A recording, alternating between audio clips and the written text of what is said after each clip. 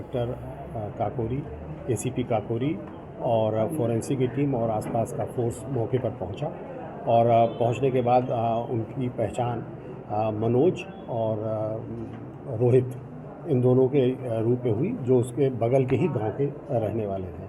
इस पर तत्काल पोस्टमार्टम और पंचायतनामा कार्रवाई की गई और सुसंगत धाराओं में अपराध पंजीकृत कर इसके खुलासे के लिए 3 टीमें लगाई गई, जिसमें एसीपी काकोरी की टीम थी, इंस्पेक्टर काकोरी की टीम थी और डीसीपी पश्चिम की सर्विलांस और क्राइम ब्रांच लगी थी। और 24 घंटे के अंदर इस घटना का खुलासा करते हुए इसमें 2 लोगों को गिरफ्तार किया गया, जिसमें से एक महेंद्र है और एक उसकी पत्नी, जिसका नाम अंकिता और दीपिका, दोनों नाम उसके हैं, अंकिता उर्फ दीपिका है।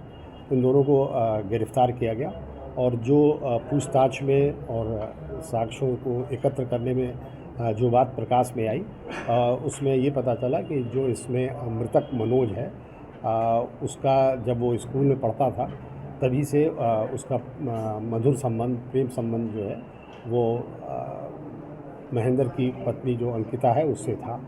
और जब उसकी शादी महेंद्र से हो गई तब भी वो संबंध बना रहा। इस बात की जानकारी जब महेंद्र की हुई तो उसने इस बात से मना किया कि तुम ये मत करो, किंतु वो मानी नहीं और वो मिलती रही। बाद में महेंद्र ने उसे स्पष्ट कहा कि देखो, तुमको 2 में से एक ही चीज़ को चुनना पड़ेगा, या तो तुम उसके साथ रहो या मेरे साथ रहो। इस पर अंकिता ने ये बात बताया कि नहीं, हम तुम्हारे साथ रहेंगे और उसको हम लोग रास्ते से हटा देते हैं। और इसकी योजना इन लोगों ने फरवरी के महीने से बनाई और इसमें 1-2 नए सिम खरीदे गए, जिससे वो आपस में 1 to 1 बात करते थे। और एक सिम अंकिता ने उसको दिया, अपने हस्बैंड को दिया, और एक मृतक मनोज को दिया, और जिससे 1 to 1 बात करते थे। इस तरह से उन्होंने चालाकी से की कि जिससे जब कभी वो कांड करें तो इस बात का खुलासा ना हो पाए कि ये लोग आपस में बातचीत करते थे। किंतु सर्विलांस का सहारा लेते हुए ये बात ट्रेस हुई और उसमें जब बाद में प्लानिंग के तहत इन लोगों ने अंकिता ने इसको घटनास्थल पर बुलाया और बोला, आज तुम आ जाओ और तुमसे हम मिलने आएंगे, और जब तुम उस चौराहे पे आ जाना तो हमें फ़ोन कर देना। मनोज जो है अपने एक साथी जिसका नाम